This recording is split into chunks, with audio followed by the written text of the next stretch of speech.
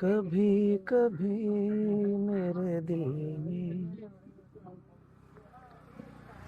ख्याल आता है, कभी कभी मेरे दिल में ख्याल आता है. നല്ല ചായ അല്ലേ? ഡാഹേ എന്തായി നോമ്പൊക്കെ വരല്ലേ? എന്തായി പ്രിപ്പറേഷൻ? ആ നോമ്പ് ഇവിടെ വരെ ആയി. ആ നോമ്പിന്റെ കാര്യം പറഞ്ഞപ്പോഴാണ് ഞാനൊരു ദിവസം ചുരുങ്ങിയത് ഒരു 4-5 ചായ കുടിക്കും. വീട്ടിൽ ഉമ്മ എന്ന് പറഞ്ഞു കഴിഞ്ഞാൽ തന്നെ ചായ ചായ എന്ന് പറഞ്ഞു തന്നെ 24 മണിക്കൂർ. ഈ നോമ്പ് സമയത്ത് ചായ കുടിക്കണതിൽ കുഴപ്പമുണ്ടോ? കാപ്പിയാണെങ്കിലും ഈ ചായ എന്ന് വെച്ചാലേ നമുക്ക് ചായ എന്ന് വെച്ചാൽ ഒരു കോൺസെൻട്രേറ്റഡ് സാധനമാണ്. നിങ്ങൾ കണ്ടില്ലേ, ഇതിലാകെ വെള്ളത്തിന്റെ അംശം നമുക്കൊരു 20% ഉണ്ടാവുള്ളൂ. ചായ നമ്മള് നോമ്പ് സമയത്ത് എന്താണെന്ന് വെച്ചാൽ നമ്മള് വെള്ളം നമ്മുടെ ശരീരത്തിൽ കുറവാണ്. ആകെ 1 ലിറ്റർ 2 ലിറ്റർ ഒക്കെ സാധാരണ വേണ്ടേക്കാളും കുറവാണ് നോമ്പ് സമയത്ത് ഉണ്ടാവുക. അതിന്റെ കൂടെ കോൺസെൻട്രേറ്റഡ് ആയിട്ടുള്ള ഈ ചായ നമ്മൾ കുടിക്കുമ്പോൾ നമ്മുടെ ശരീരത്തിലെ വെള്ളത്തിന്റെ അംശം വീണ്ടും വീണ്ടും കുറഞ്ഞു വരിക ചെയ്യുക.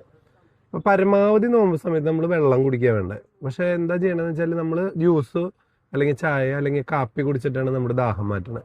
എന്നാൽ നമ്മുടെ ദാഹം മാറോ? ഇല്ല, ദാഹം കൂടും. അപ്പൊ വീണ്ടും ജ്യൂസ് കുടിക്കുക, അപ്പൊ വീണ്ടും ദാഹം കൂടും. ഇത് ഇങ്ങനെ നടന്നുകൊണ്ടിരിക്കുക. ചായ കുടി കുറയ്ക്കുക, നമുക്ക് അത്യാവശ്യം 1-2 ചായ കുടിക്കാണ്ട്. അല്ലാണ്ട് ഇങ്ങനെ ചായ കുടിച്ച് ജ്യൂസ് കുടിച്ച് നടന്നു കഴിഞ്ഞാൽ നോമ്പ് സമയത്ത് ഡീഹൈഡ്രേഷൻ, നിർജ്ജലീകരണം കൂടുള്ളൂ. അത്താഴത്തിന് ചായ കുടിക്കാണ്ട നോമ്പ് പിടിക്കാൻ പറ്റാത്തൊരു സ്ഥിതിയാണ്. പക്ഷെ ഇത് കുടിച്ചോണ്ടല്ല, അത് കഴിഞ്ഞിട്ട് നോമ്പ് പിടിക്കുമ്പോ ഭയങ്കര നെഞ്ചിരിച്ചില്ല. അതുകൊണ്ട് രാവിലെ തന്നെ നമ്മൾ ആരോട് സംസാരിക്കുമ്പോഴാണെങ്കിലും അവരും ഈ പുളിച്ചു തട്ടുന്ന രീതിയിൽ ഇങ്ങനെ ഏമ്പക്കം വരലും എനിക്കുണ്ടാവാറ്. അപ്പൊ എനിക്ക് ആൾക്കാരും മുന്നേ സംസാരിക്കാൻ തന്നെ ഒരു പേടി കാര്യമാണ്. എന്താണ് ഇത് കുടിക്കുന്നതിന്റെ പ്രശ്നമാണോ? ഇനി ഈ ചായ ഒക്കെ നമ്മൾ പുലർച്ചെ തന്നെയാണ്, നമുക്കറിയാലോ. നമ്മള് പകൽ സമയത്ത് നമ്മൾ ഭക്ഷണം ഒന്നും കഴിക്കുന്നില്ല, വെള്ളം കുടിക്കുന്നില്ല. അപ്പൊ തന്നെ ഒരു 10 മണിക്കൂർ 12 മണിക്കൂറൊക്കെ നമ്മളിത് കഴിയുമ്പോൾ നമ്മുടെ വയറിനുള്ളിൽ അസിഡിറ്റി ഭയങ്കരമായിട്ട് കൂടിയിട്ടുണ്ടാവും.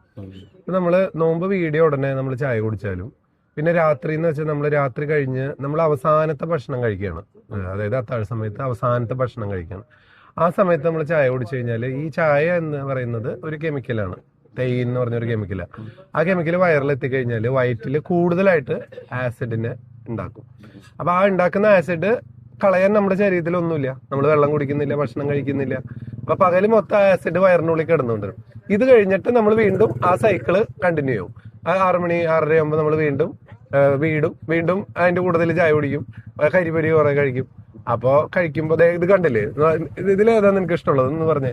ഓ, അത് എന്താ സംശയം, സമൂസ തന്നെ അടിപൊളി. നോമ്പിന് പിന്നെ ഇത് സാധനം സുലഭമായി കിട്ടുന്ന സാധനം. റോഡ് സൈഡിൽ നിന്നല്ല, നോമ്പ് തുറക്കാൻ വേണ്ടി പോയി ഒരു 5 മണിക്ക് പോയി കഴിഞ്ഞാൽ സാധനം കിട്ടാത്ത സ്ഥലം തന്നെ ഇല്ല. എന്ത് ടേസ്റ്റാന്നറിയോ? ഇത് കണ്ടില്ലേ, ഇത് ഈ സമൂസ എന്ന് പറഞ്ഞാൽ നമുക്ക് കാണുമ്പോ തന്നെ അറിയാം ഇതിന്റെ പുറത്തൊരു കോട്ടിങ് ഉണ്ട്. അത് നമ്മള് പുറത്തുള്ള ഒരു ലെയറാണ്. ഇതിന്റെ ഉള്ളിലായാലും ഇതിന്റെ പുറത്തായാലും കംപ്ലീറ്റ് നമ്മൾ എണ്ണയിൽ മുക്കിയിട്ടാണ്. അപ്പൊ നമ്മൾ നോമ്പ് സമയത്ത് നമ്മൾ ഭക്ഷണം കഴിക്കാതെ പെട്ടെന്നായിട്ട് നമ്മൾ ഇങ്ങനത്തെ കരിപൊരി കഴിക്കുമ്പോൾ എന്താണ്ടാവുന്ന വെച്ചാല് ഓയിൽ ഒറ്റയടിക്ക് നമ്മുടെ ശരീരത്തിൽ എത്തുന്നു, വയറ് നിറച്ച് ഓയിലിന്റെ പ്രൊഡക്ഷൻ കൂടുന്നു. അപ്പൊ ഈ ഓയിലും ആസിഡും കൂടി ഒരു മിക്സ് വരുന്നു. അത് ഭയങ്കരമായിട്ടുള്ള അസിഡിക് സർജ് ഉണ്ടാക്കും. അപ്പൊ അതുകൊണ്ടാണ് ഈ നോമ്പ് കഴിഞ്ഞിട്ട് നമ്മൾ പള്ളിയിൽ പോകുമ്പോഴും അല്ലെങ്കിൽ ആൾക്കാരോട് സംസാരിക്കുമ്പോഴൊക്കെ ഭയങ്കരമായിട്ട് ഗ്യാസ്, ഏമ്പക്കം അല്ലെങ്കിൽ പുളിച്ചു തട്ടല് ഇങ്ങനെയൊക്കെ ഉണ്ടാവണതിന്റെ ബേസിക് കാര്യം എന്താണെന്ന് വെച്ചാൽ നമ്മൾ കുറെ നേരം ഭക്ഷണം കഴിക്കാതെ പെട്ടെന്ന് നമ്മൾ എണ്ണമയമുള്ള സാധനങ്ങള്, വറവുള്ള സാധനങ്ങള് ഒറ്റയടിക്ക് കുറെ വരും. അതുകൊണ്ട് തന്നെ നമുക്ക് ഏറ്റവും നല്ലതെന്ന് പറഞ്ഞാൽ എണ്ണ പലഹാരങ്ങൾ നമ്മൾ രാത്രികളിൽ അല്ലെങ്കിൽ കരിപൊരി സാധനങ്ങൾ രാത്രി നമ്മൾ നോമ്പ് വീഡിയോ ഉടനെ തന്നെ കഴിക്കുന്ന സമ്പ്രദായം നിർത്താം. കഴിക്കണമെങ്കിൽ കഴിക്കാം, ചെറിയ കുട്ടികൾക്ക് അല്ലെങ്കിൽ ചെറുപ്പക്കാർക്ക്, വലിയ കുഴപ്പമൊന്നും ഇല്ലാത്തവർക്ക് 1-2 ഇതിപ്പോ എന്താന്ന് വെച്ച് കഴിഞ്ഞാൽ നാട്ടില് എണ്ണപ്പലഹാരങ്ങൾ അല്ലെങ്കിൽ കരിപൊരി ഇല്ലാണ്ട് നോമ്പെടുക്കാൻ പറ്റാത്ത അവസ്ഥയാണ്. അത് മാറ്റണം നമ്മൾ. അത് വളരെയധികം ആരോഗ്യത്തെ ബാധിക്കുന്ന ഒരു കാര്യമാണ്. പക്ഷെ ഇതിലാരും പ്രാധാന്യം കൊടുക്കുന്നില്ല എന്നുള്ളതാണ് വാസ്തവം. അപ്പൊ പലഹാരങ്ങളിൽ എന്റേതാണെങ്കിൽ ഏതായിരിക്കും നമുക്ക് ഉചിതമായി കഴിക്കാൻ പറ്റുന്ന സാധനങ്ങൾ? നമുക്കിപ്പോ ഇതൊരു ചായക്കടയില്ല, നമ്മൾ ചായക്കടയിൽ നിന്ന് കിട്ടിയ സാധനങ്ങൾ ഇതിപ്പോ നമ്മൾ നാച്ചുറൽ ആയിട്ട് കഴിക്കുന്നത്. ഇതൊരു നമ്മൾ അരി കൊണ്ട് ഉണ്ടാക്കുന്നതാണ്. പിന്നെ ഇതിന്റെ ഉള്ളിൽ നമ്മൾ വെറുതെ നമ്മൾ കുറെ മധുരം കൂടിയ സാധനങ്ങൾ ആഡ് ചെയ്യാണ്ട് ചുമ്മാ തേങ്ങ നമ്മൾ ചിരകിയിട്ട് ചുമ്മാ തേങ്ങയായിട്ട് ആഡ് ചെയ്യുക, അല്ലെങ്കിൽ ഒരു ഇത്തിരി മധുരം ആഡ് ചെയ്യുക, ശർക്കരയായിട്ടോ ചെറുതായിട്ടുള്ള രീതിയിൽ ആഡ് ചെയ്ത് കഴിഞ്ഞാൽ അത് നമ്മുടെ വയറ്റിൽ എത്തുമ്പോൾ തന്നെ ദഹിച്ചു പോകുന്നതാണ്. പരമാവധി നോമ്പ് വീടുന്ന സമയത്ത് ഇത് കഴിക്കാതിരിക്കുക. നോമ്പ് വീടി ഒരു അരമണിക്കൂറോ 1 മണിക്കൂറോ കഴിഞ്ഞതിന് ശേഷം മാത്രം ഇത് കഴിക്കുക. അത് എല്ലാവർക്കും ബാധകമാണ്. ഇപ്പൊ നോമ്പ് എടുക്കാത്ത സമയമായാലും നമ്മൾ കുറെ നേരം ഭക്ഷണം കഴിക്കാതെ ഒറ്റയടിക്ക് നമ്മൾ എണ്ണ പലഹാരങ്ങൾ, എണ്ണ നിറഞ്ഞിട്ടുള്ള പഴംപൊരി, ഉഴുന്നുവട, അല്ലെങ്കിൽ സമൂസ, അല്ലെങ്കിൽ ഇപ്പോ എല്ലാവരുടെയും കിട്ടുന്ന സാൻഡ്വിച്ച്, ബർഗർ, പിസ്സയുടെ കഷ്ണം, അല്ലെങ്കിൽ ഷവർമ, ഇതൊക്കെ നമ്മൾ കുറെ നേരം ഭക്ഷണം കഴിക്കാണ്ട് പെട്ടെന്ന് കഴിക്കുമ്പോൾ നമ്മുടെ വയറിനുള്ളിൽ ആസിഡിന്റെ അംശം കൂടും. പിന്നെ ആ സമയത്തുള്ള ദഹനത്തിന് അത് ബാധിക്കും. പിന്നെ എന്ന് പറഞ്ഞിട്ട് നടക്കേണ്ടി വരും. അപ്പൊ പരമാവധി നമ്മുടെ അരിയിൽ ഉണ്ടാക്കുന്ന സാധനങ്ങൾ, ഇത് അട നല്ല സാധനമാണ്. നമ്മൾ പണ്ട് എല്ലാ വീടുകളിലും നമ്മൾ 4 മണിക്ക് കൊടുക്കാൻ പറ്റുന്ന സാധനമാണ് നമ്മൾ അട എന്ന് പറയുന്നത്. ഇതൊക്കെ ദഹിക്കുന്നതാണ്. അതിന്റെ ഉള്ളിൽ തേങ്ങ പരമാവധി ഇടുക. വിളയിച്ചൊന്നും ഇടാണ്ട് തേങ്ങ പരമാവധി ഇട്ടിട്ട് അത് കുട്ടികൾക്ക് കൊടുക്കുക. പരമാവധി ഈ പലഹാരങ്ങൾ കഴിക്കാതെ നോമ്പ് വീടാൻ പറ്റില്ല എന്നുള്ളൊരു സമ്പ്രദായം മാറ്റാം. പരമാവധി നമ്മൾ നോമ്പ് വീടുമ്പോൾ വെള്ളം കുടിക്കാൻ ശ്രമിക്കുക. എല്ലാവരും ഇപ്പൊ വെള്ളം കുടിക്കാണ്ട് ജ്യൂസുകളാണ്. അതെ അതെ, ആ കാര്യമാണ്. അപ്പൊ വീട്ടില് സാധാരണ എങ്ങനെയാ? സാധാരണ നമ്മൾ നോമ്പ് വിടുമ്പോ എന്തൊക്കെ വീടുന്ന സമയത്ത് എല്ലാവരും എന്തൊക്കെയാ കഴിക്കുക? എപ്പോഴും ആദ്യം ടേബിൾ ഉണ്ടാവുന്ന സാധനം ഈ നാരങ്ങ വെള്ളമാണ്. നാരങ്ങ വെള്ളം ആദ്യം വെറും ആ സിപ്പ് ചെയ്തിട്ടാണ് ഈ നോമ്പ് തുറ സ്റ്റാർട്ട് ചെയ്യണത് തന്നെ.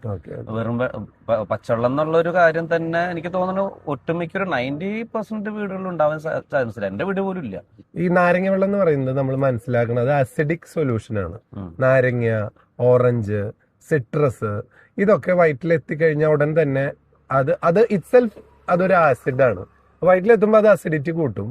അപ്പൊ ഗ്യാസ് വരാനുള്ള സാധ്യതയുണ്ട്. ഏറ്റവും നല്ലത് നമ്മൾ ന്യൂട്രൽ ആയിട്ടുള്ള ആസിഡിനെ കുറയ്ക്കുന്ന സാധനങ്ങൾ. ഏറ്റവും നല്ല 3 സാധനങ്ങൾ എന്ന് പറഞ്ഞു കഴിഞ്ഞാൽ, 1 ജീരകവെള്ളം, 2 മോരും വെള്ളം, അല്ലെങ്കിൽ തൈര്, അല്ലെങ്കിൽ നമ്മൾ വലിയ വയറിന് കുഴപ്പമില്ലാത്ത പഴങ്ങൾ കൊണ്ടുണ്ടാക്കി, ഇപ്പൊ ലൈക്ക് റോബസ്റ്റ പഴം അല്ലെങ്കിൽ ചെറുപഴം കൊണ്ട് ഉണ്ടാക്കിയിട്ടുള്ള പഴവും പാലും കൂടി മിക്സ് ചെയ്തിട്ടുള്ള സാധനങ്ങൾ, അല്ലെങ്കിൽ പഴങ്ങൾ തന്നെയായിട്ട്, ഇപ്പോൾ ചെറുപഴം അല്ലെങ്കിൽ റോബസ്റ്റ പഴം അല്ലെങ്കിൽ ആപ്പിള്, ഇതൊക്കെ നമ്മൾ ചെറുതായിട്ട് കഴിച്ച് കുറച്ച് അങ്ങനെ കഴിച്ചതിന് ശേഷം ഒരു 1-2 പഴങ്ങളൊക്കെ കഴിച്ച് ഒരു അരമണിക്കൂർ 1 മണിക്കൂർ കഴിഞ്ഞതിന് ശേഷം മാത്രം ഇങ്ങനത്തെ അരിപ്പലഹാരങ്ങൾ, പരമാവധി എണ്ണ ഒഴിവാക്കുക. നമുക്ക് 30 ദിവസം നമ്മൾ നോമ്പെടുക്കുന്നതാണ്. ആ 30 ദിവസവും നമ്മൾ ഈ എണ്ണ പലഹാരങ്ങൾ തിന്നു കഴിഞ്ഞാൽ അത് നമ്മുടെ ആരോഗ്യത്തെ ബാധിക്കുന്നുള്ളതിൽ യാതൊരു സംശയവും വേണ്ട.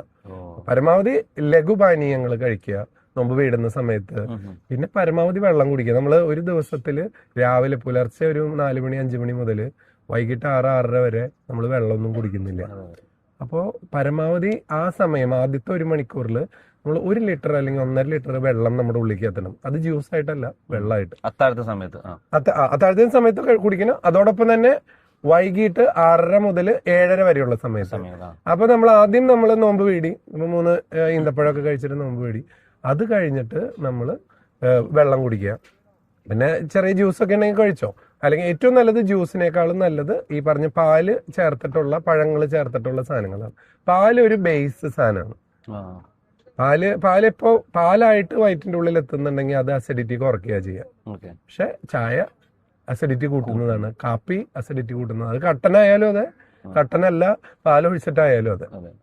പരമാവധി നമ്മൾ പാലും വെള്ളവും ആദ്യത്തെ 1 മണിക്കൂർ കഴിക്കുക. പിന്നെ ഒരു 7-7:30 കഴിഞ്ഞ് പ്രാർത്ഥനയൊക്കെ കഴിഞ്ഞതിന് ശേഷം നമ്മൾ കോംപ്ലക്സ് കാർബോഹൈഡ്രേറ്റ് എന്ന് പറയും. അറിയോ കോംപ്ലക്സ് എന്താണെന്ന് അറിയോ? കോംപ്ലക്സ് കാർബോഹൈഡ്രേറ്റ്, കോംപ്ലക്സ് എന്ന് വെച്ചാലേ നമ്മളിപ്പോ നമ്മുടെ നാട്ടിൽ പല രീതിയിലുള്ള ധാന്യങ്ങൾ കാണാം.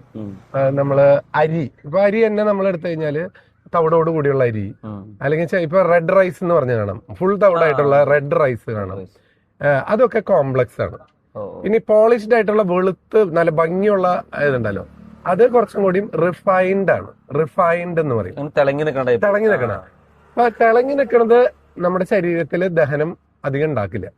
കാരണം നമ്മൾ ഈ കോംപ്ലക്സ് ആയിട്ടുള്ള തവിട് പൊതിഞ്ഞിട്ടുള്ള അല്ലെങ്കിൽ അതുപോലെയുള്ളത് ഓട്സ്, പുല്ല്, ചാമ, അല്ലെങ്കിൽ നമ്മൾ പറയുന്ന ജീരകക്കഞ്ഞി, ഇങ്ങനത്തോണ്ട് ജീരകക്കഞ്ഞി ഉണ്ടാക്കാം. ജീരകക്കഞ്ഞി കുടിക്കാറുണ്ടോ നോമ്പ് സമയത്ത്? വലിയ ഇഷ്ടമൊന്നുമില്ല. ഓക്കെ. പക്ഷെ നല്ലതാണ്. ജീരകം എന്ന് പറഞ്ഞാൽ ബേസിക്കലി ജീരകം, മഞ്ഞള്, ഇതൊക്കെ ദഹനത്തിന് സഹായിക്കുന്ന സാധനമാണ്. കറിവേപ്പില, അതൊക്കെ ദഹനത്തിന് സഹായിക്കും, കഫക്കെട്ട് കുറയ്ക്കും, അങ്ങനത്തെയാണ്.